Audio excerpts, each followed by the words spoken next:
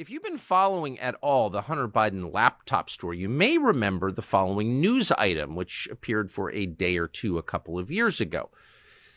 In February of 2020, a man called Dr. Keith Abloh, who's a psychiatrist and was a fixture for years on Fox News, had his home office raided by the DEA. And during that raid, the DEA took Hunter Biden's laptop and did not return it to Dr. Keith Abloh. Well, apparently, Dr. Abloh had been treating Hunter Biden in a year or two before, and the laptop was in his office, and they took it. They also took his guns. The state of Massachusetts took all of Keith Abloh's guns from his home. Now, the interesting thing is, and never returned those either, Dr. Keith Abloh has never been convicted of a crime. So what was this? Now, we knew Dr. Keith Abloh just from working in cable news, and it's taken us until now to call him, ask him to come on and explain, what was this? First of all, you're treating Hunter Biden. Second, you had his laptop in your house. Third, the DEA, which is not, we didn't think, authorized to take laptops out of people's homes, it took Hunter Biden's laptop and didn't give it back. What is this? Dr. Keith Abloh joins us now. Doctor, thanks so much for coming on. Sure, thanks for having me. Well, so this whole conversation was based on this. I read this in the newspaper one day, and I've been thinking for the last couple of years, like, what was that? And I don't know the answer.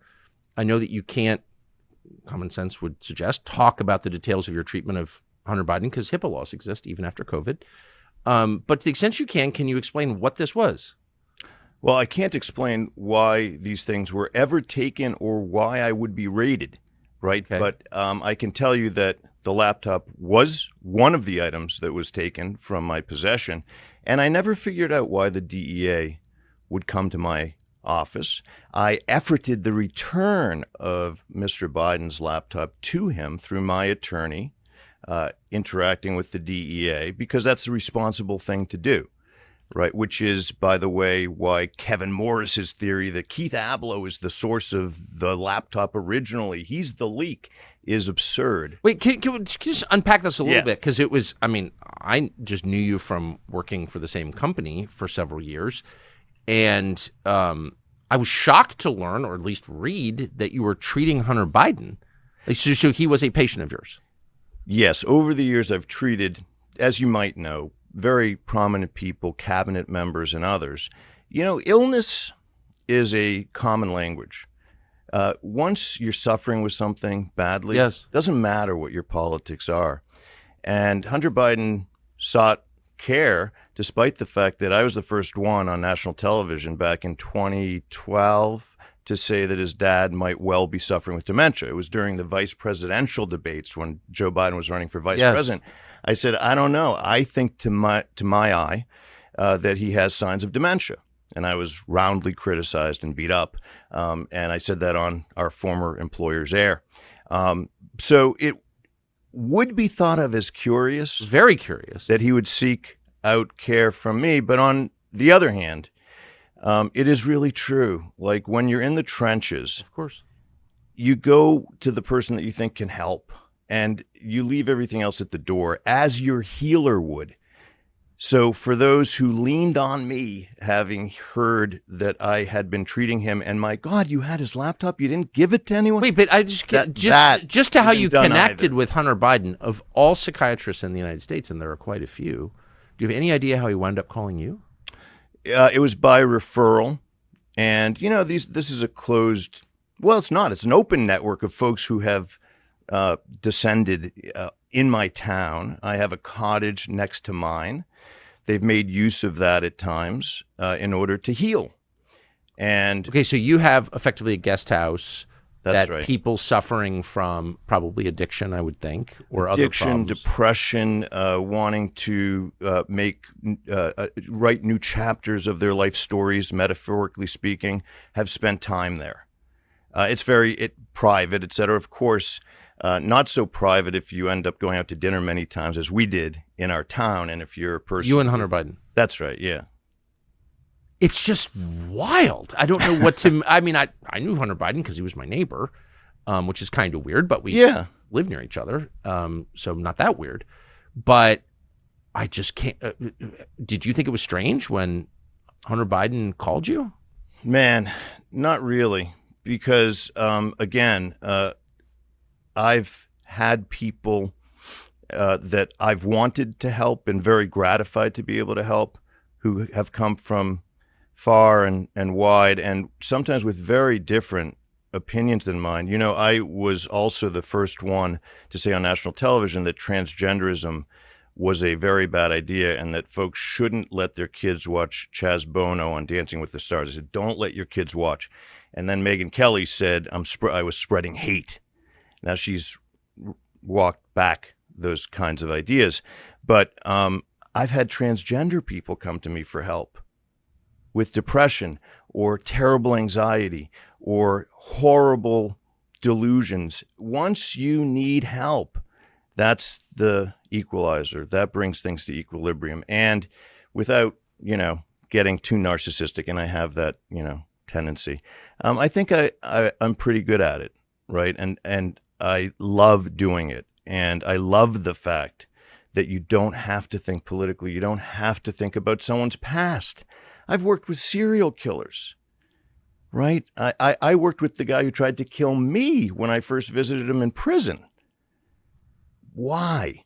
Because in the end, people have the capacity to be good. It's miraculous, and I love that it's in fact connected to God, that when you use empathy to get to the bottom of someone's real story and heal them, I don't know how to explain that. But I couldn't agree more. Amen.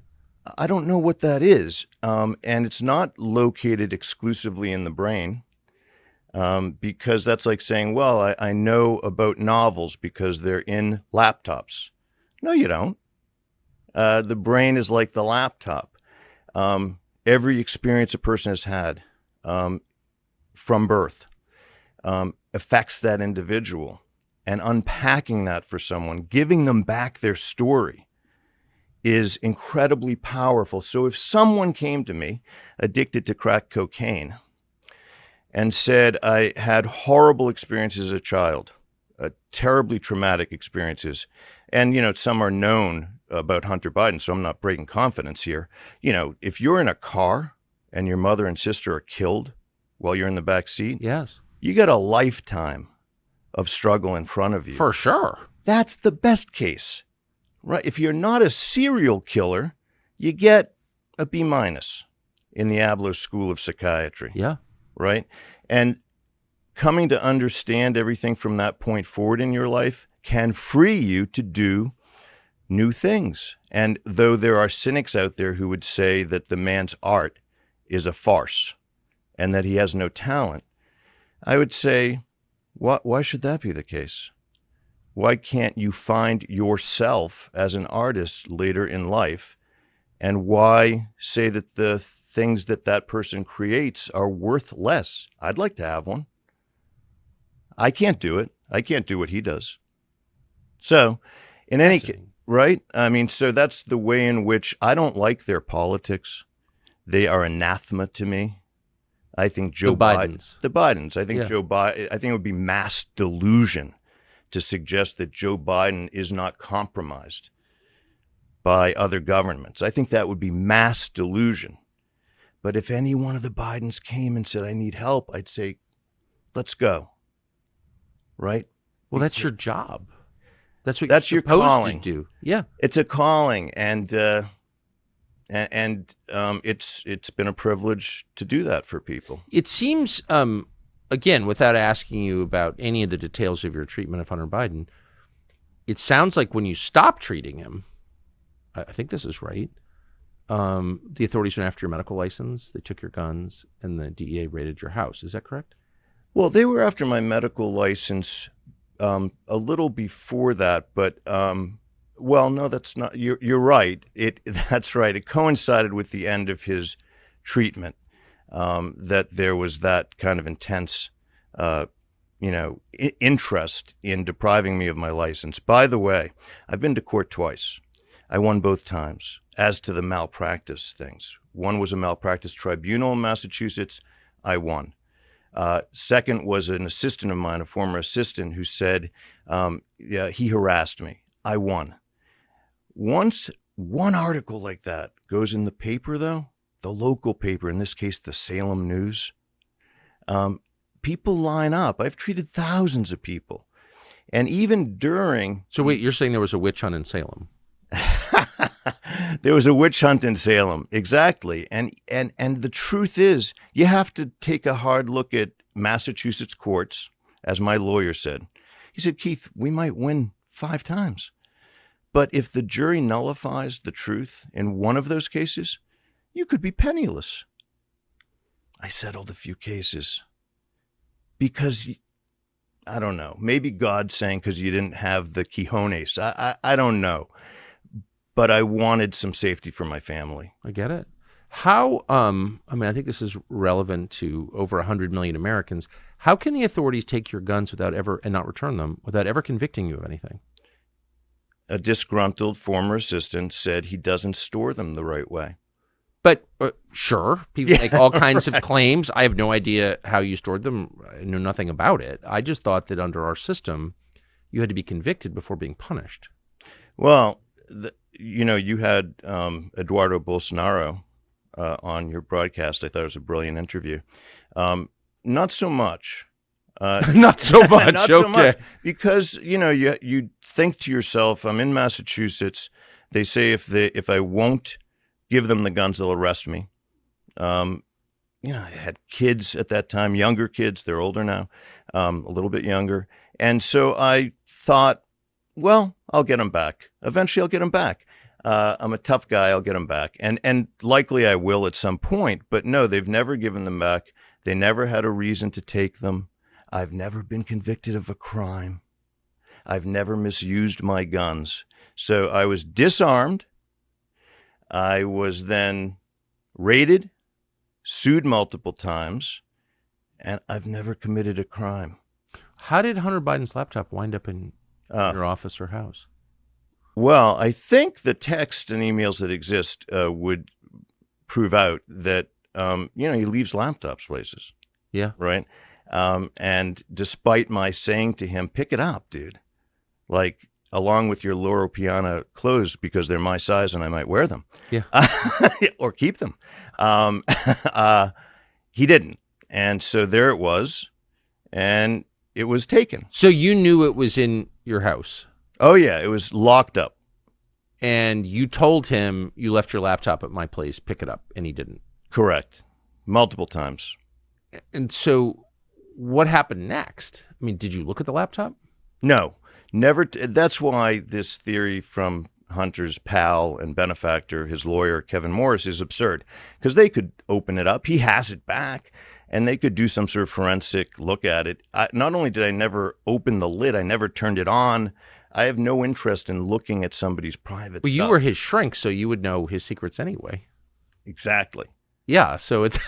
Yeah, kind of. I don't have to look at his laptop to know his secrets, and his secrets are safe with me, which is why if you have a lawyer, I've said this before, if you have a lawyer who represents you, and you allow that lawyer to suggest that your shrink is a scumbag, then I give you a diagnosis additionally besides cocaine dependence, which is scumbag.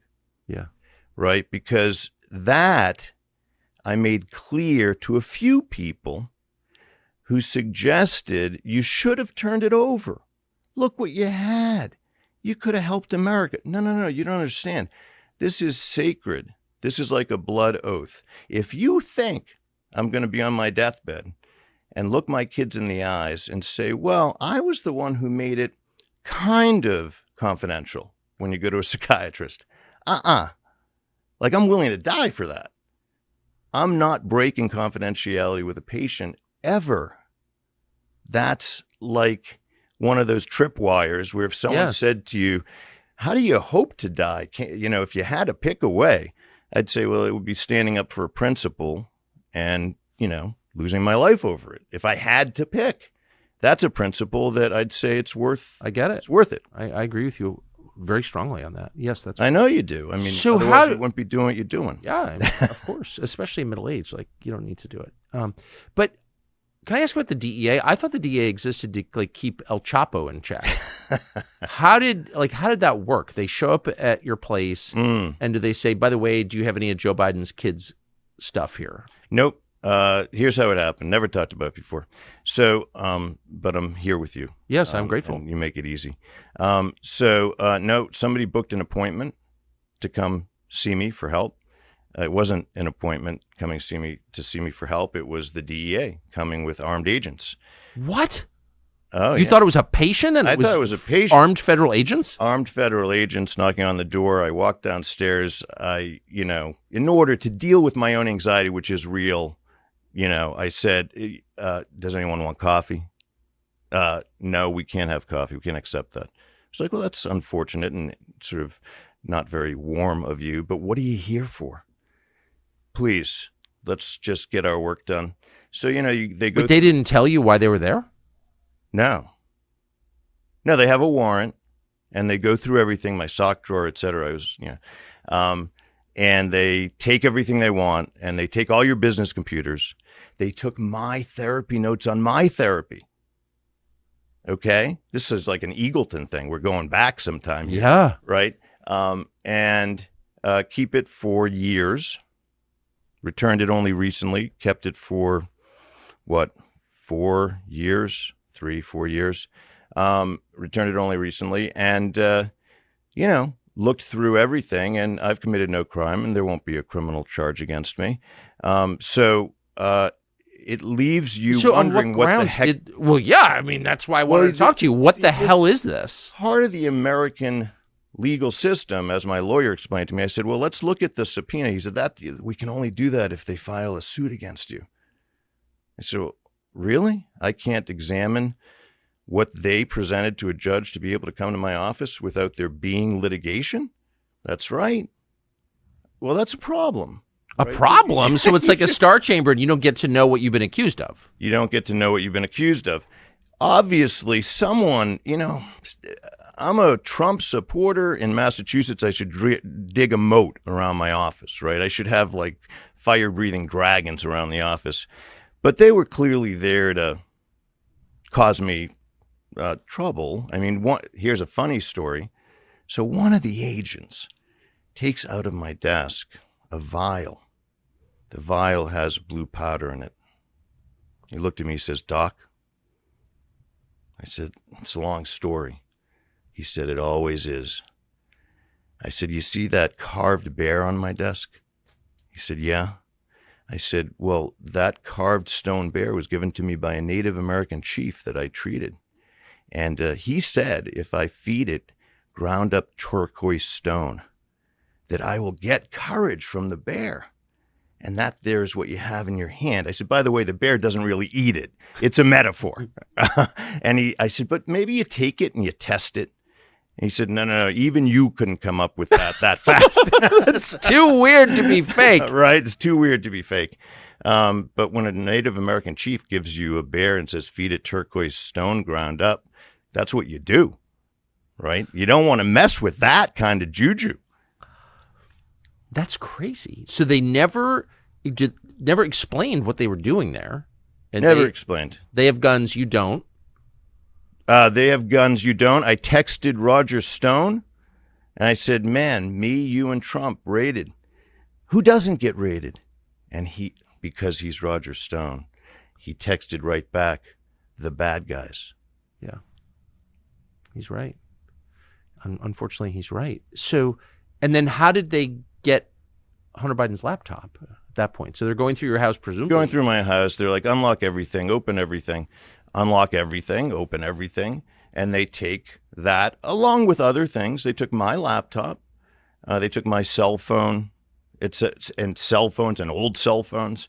And so that was one of the items. And then I immediately called my lawyer and I said, look, a patient's item was taken amongst the things that were mine. It has a sticker on it.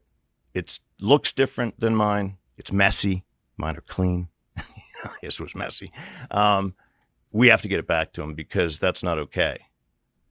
And that's what we did. Did they ask for Hunter Biden's laptop or did they just sweep it up? No, they just swept it up. Did they know it was his? Did you tell him? Didn't tell him.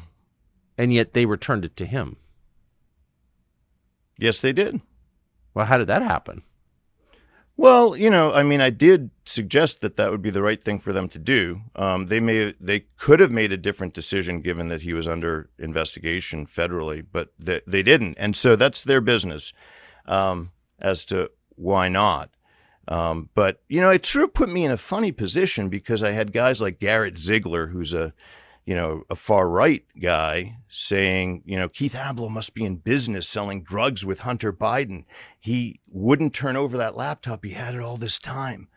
Well, no, it's patient confidentiality. Well, and by the way, when you had that laptop, I mean, of course, no one knew you had it. No one knew you were treating Hunter Biden, maybe outside of Salem. But you were raided, and that laptop was taken months before I heard the story that the laptop existed. I mean, we first got its contents in October of 2020, and this was February of 2020. Right. And so, no idea as to motive, agenda. Again, I mean, I did have a disgruntled former employee, maybe one who thinks the laptop had nothing to do with it, would say, well, maybe that person told them that you were selling drugs. They raided a pharmacy in my town at the same time in Newburyport, Mass. Again, no charges. It's run by a very nice guy, Lewis. He's about 85. But in any case... Did anyone apologize to you? No, and it's not necessarily over.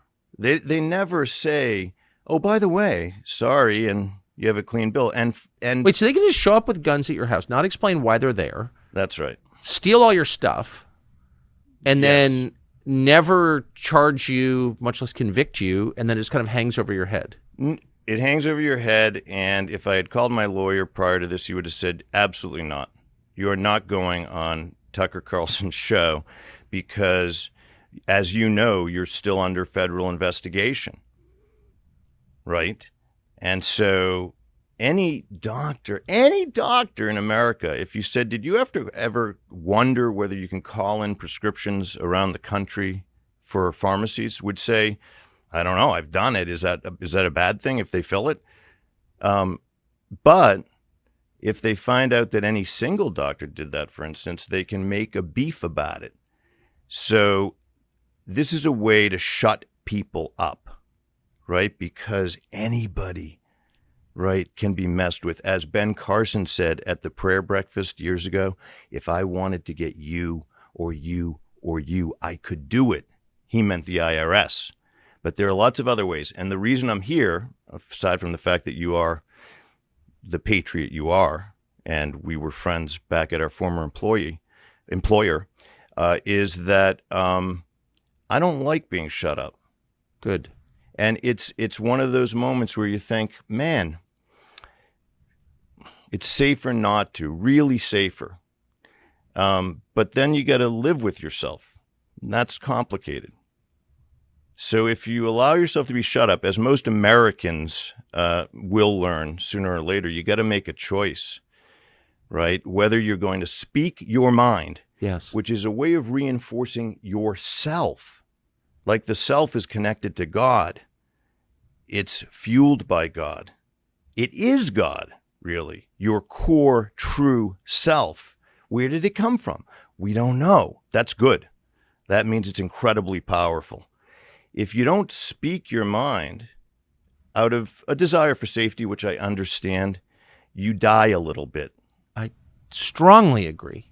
So just listening to you talk, it's like most people, I've got complicated views of psychiatry, and I don't understand it because I'm not a psychiatrist. But I'm hearing you talk about what's inside a person.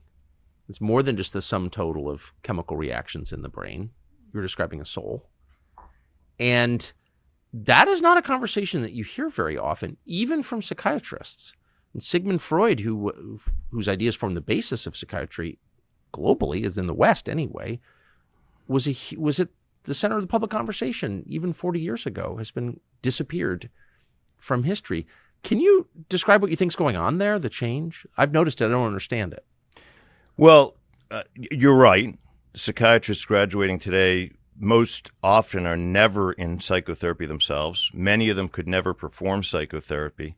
Most of them are now doling out their time in 10-minute increments to write prescriptions that match one of 300 or more diagnoses that are in the psychiatry manual, the DSM-5 TR, or whatever it's called now, which neatly fit with insurance company reimbursement for those disorders. So all these forces have aligned to crush the heart of psychiatry, which is really about restoring the individual to him or herself.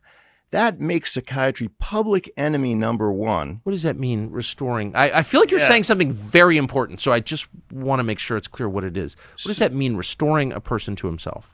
Well, so human beings really do have inborn talents. They have belief systems that evolve, but they're based upon something very deep. They suffer depression, anxiety, all manner of things when their stories are not known to them. When they think of people, let's say, in the family or others or events that unfolded as beneficial to them when they were, say, very bad for them.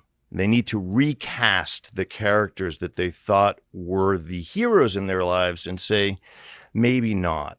Maybe when I abandoned myself, my interest, to take a common example, maybe when I allowed myself to not pursue that real passion of mine because I wanted to satisfy people around me, maybe that means that those people didn't love me as much as I thought they did, right?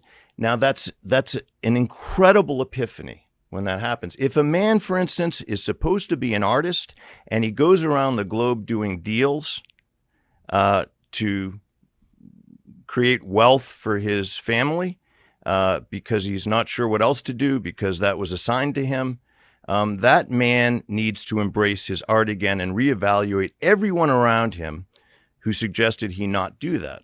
And I think you're describing in a much more detailed way the phrase you used to hear but never do now, which is be true to yourself.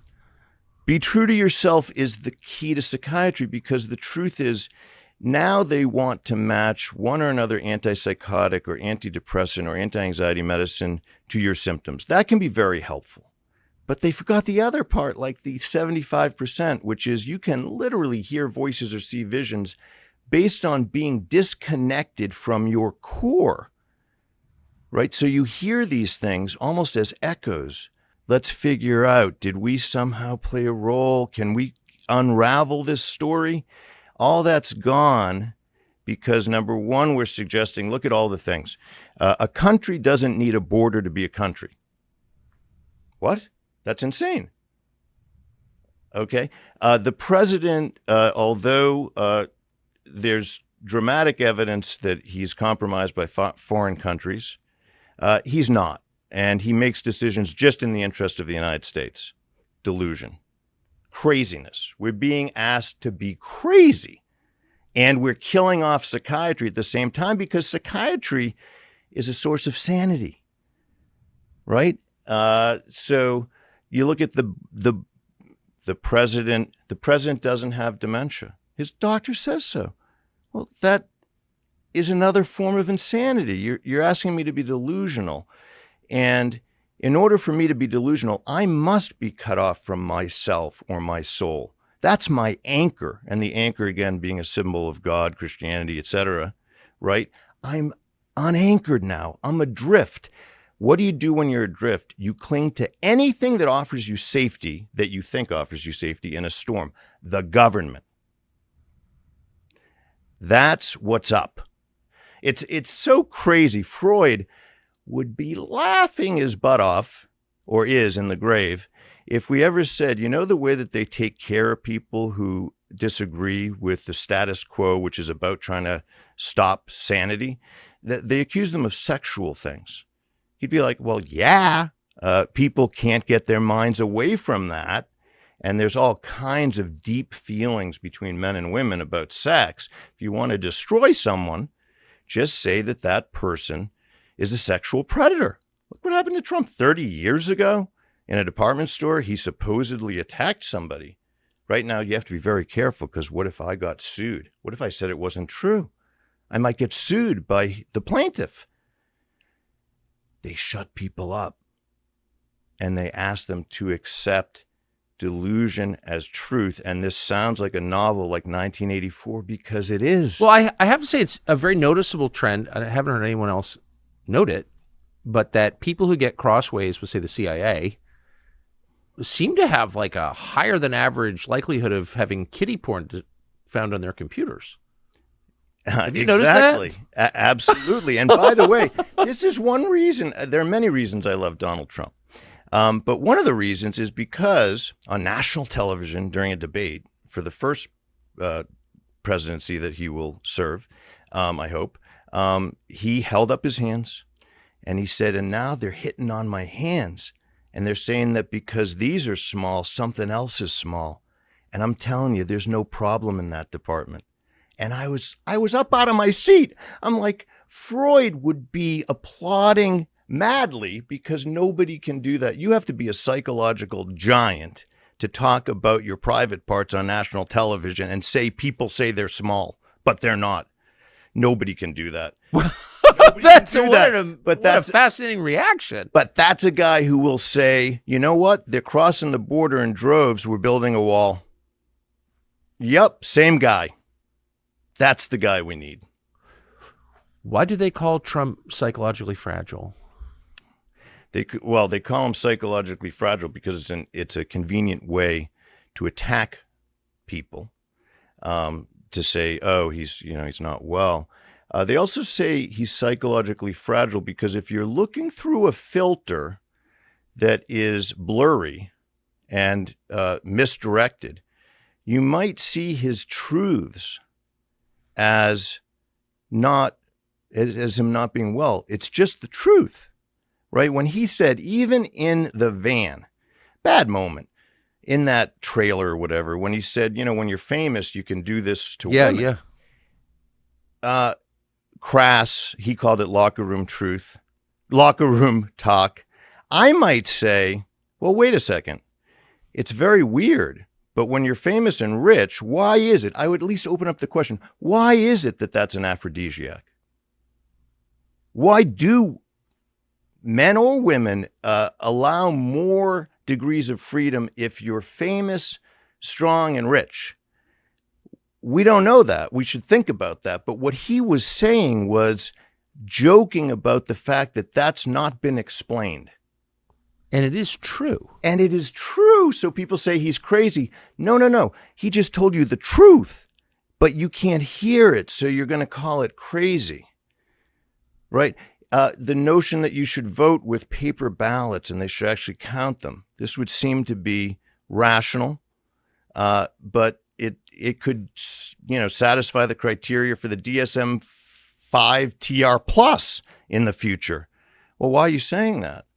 Why would you possibly think that there'd be any monkey business with an election? Now, again, you say things like that, and what they're trying to do is make everybody scared of saying anything true or anything that they wonder about as to whether it might be true. Donald Trump is partly the antidote to that because he just speaks the truth almost obsessively. It's almost an obsession that he doesn't adulterate truth, which is why when people would say, well, I'm not sure that he likes minorities, I'd be like, are you kidding me? If you ever said to Donald Trump, I know this black woman who's like, she might be 0.05% more talented than this white male, but, I think you should hire the white male because, it's a white male. He'd beat the hell out of you. He'd be like, what? You want to cheat me out of 0.05% of talent? Are you kidding me? He won't have it because it's all about the talent. It's all about the truth. And there's no hatred there at all for anybody. And the numbers now show it, I think. And the numbers show it. Yeah. So last question. First of all, let me just say I love how interested you are in what is true and how willing you are to pause and ask the first and most important question, which is it true? I mean, I think that, if you're not willing to do that, then you're serving lies. It's that simple. But what can the average person, you just said that part of the antidote is Trump.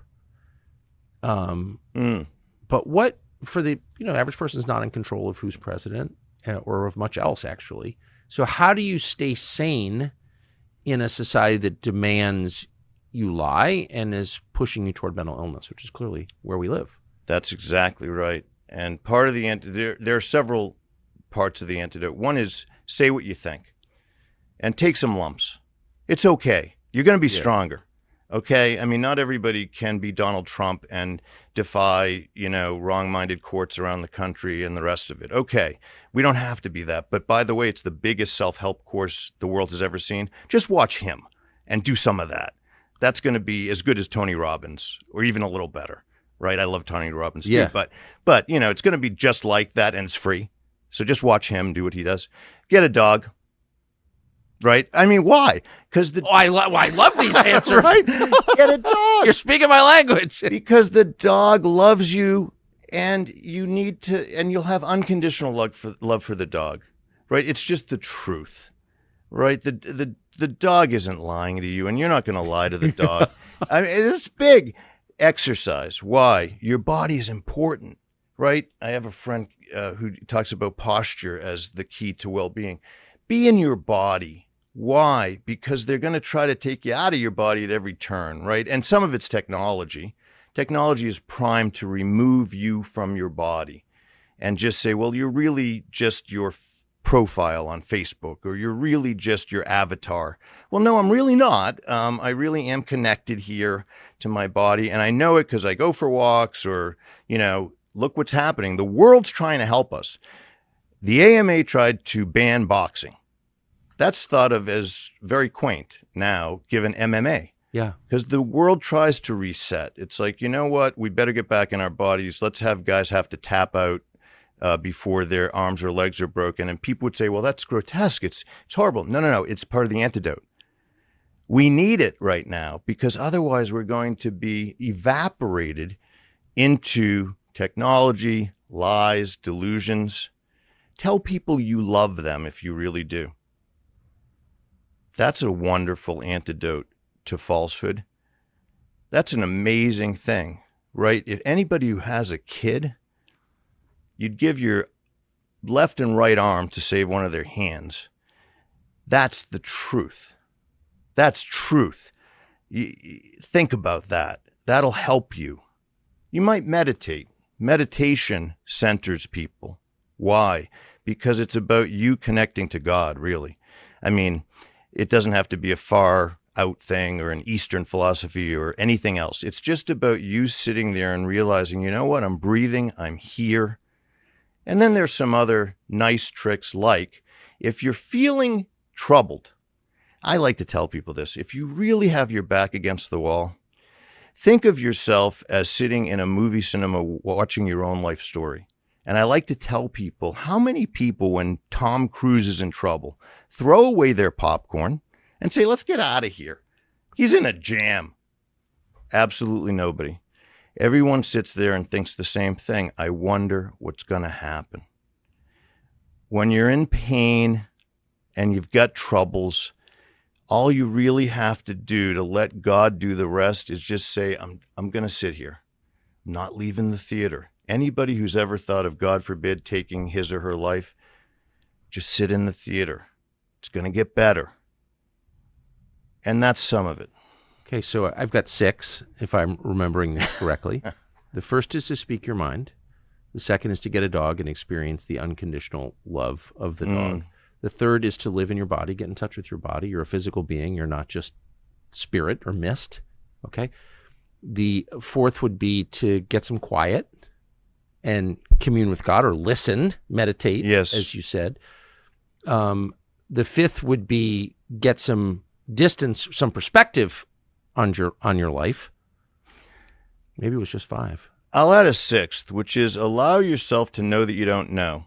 And, one thing is, my son, during all this trouble, said, Dad, it doesn't seem like you're really dissolving. Like,